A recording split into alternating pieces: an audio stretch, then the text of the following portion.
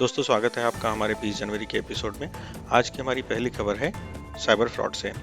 भारतीय reserve bank यानी RBI ने बैंकिंग धोखाधड़ी को रोकने के लिए नए निर्देश जारी किए हैं। अब बैंकों से लेनदेन से संबंधित संदेश और कॉल्स केवल 1600 सीरीज के नंबरों से ही आएंगे, जबकि प्रमोशनल मैसेजेस और कॉल्स 140 सीरीज के नंबरों से भेजे जाएंगे। इस पहल का उद्देश्य ग्राहकों को फर्जी कॉल्स और संदेशों से बचाना है। ग्राहकों को सलाह दी जाती है कि वे केवल इन स्पेसिफाइड नंबर सीरीज से आने वाले कॉल्स और मैसेजेस पर ही विश्वास करें और किसी भी सस्पिशियस कॉल या संदेश की सूचना तुरंत संबंधित बैंक या प्राधिकरण को दें। इससे बैंकिंग धोखाधड़ी के मामलों में कमी आने की उम्मीद है। इसके साथ ही मोबाइल पर नंबर दिखने के साथ साथ नाम दिखने की शुरुआत भी जल्दी हो सकती है। सूत्रों के अनुसार दूरसंचार विभाग ने साइबर फ्रॉड को रोकने के लिए कंपनियों को इसे जल्द से जल्द लागू करने के निर्देश दिए हैं। आज की दूसरी खबर है गोवा से। उत्तरी गोवा के कैरी गांव में पैराग्लाइडिंग के दौरान 2 लोगों की मौत हो गई। इस हादसे में टूरिस्ट युवती और ट्रेनर लड़के की जान चली गई। 27 वर्षीय शिवानी डाबले पुणे की रहने वाली थी।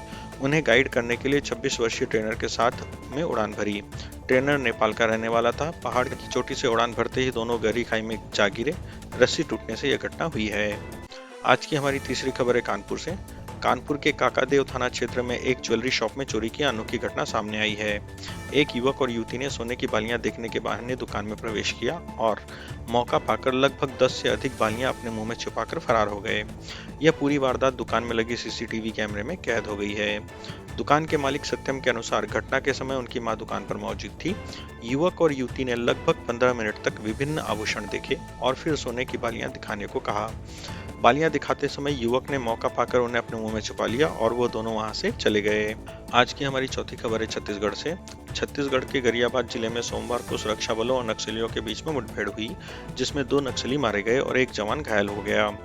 यह मुठभेड़ मैनपुरी थाना क्षेत्र के कुल्हाड़ी घाट स्थित भालू डिगरी जंगल में हुई। सुरक्षा बलों ने मुठभेड़ के बाद एक नक्सली का शव बरामद किया। मुठभेड़ के दौरान कोबरा बटालियन का एक जवान घायल हो गया, जिसे एयरलिफ्ट कर रायपुर भेजा गया है। सुरक्षा बलों ने मौके से एक एसएलआर हथियार और 3 आईडी भी बरामद किए हैं। इस मुठभेड़ से पहले 16 जनवरी को छत्तीसगढ़ तेलंगाना बॉर्डर पर हुई मुठभेड़ में 18 नक्सली मारे गए थे, जिनमें 50 लाख रुपए का इनामी दामोदर भी शामिल था। आज की हमारी 5वीं खबर है ईपीएफओ से। एम्प्लॉय पेंशन फंड ऑर्गेनाइजेशन यानी कि ईपीएफओ ने अपने सदस्यों के लिए बड़ी राहत प्रदान की है। अब सदस्य अपने व्यक्तिगत विवरण जैसे नाम और जन्म तिथि को एम्प्लॉयर या ईपीएफओ की मंजूरी के बिना ऑनलाइन अपडेट कर सकते हैं। इसके अलावा आधार से जुड़ी यूनिवर्सल अकाउंट नंबर यानी यूएएन वाले सदस्य अब अपने पीएफ खातों का ट्रांसफर एम्प्लॉयर की मंजूरी के बिना कर सकते हैं। इससे पहले पीएफ ट्रांसफर के लिए एम्प्लॉयर की मंजूरी आवश्यक होती थी, लेकिन अब यह प्रक्रिया सरल हो गई है। सदस्य अपने आधार से जुड़े यूएएन का उपयोग करके ऑनलाइन ट्रांसफर के लिए आवेदन कर सकते हैं, जिससे प्रक्रिया तेज और सुविधाजनक हो गई है।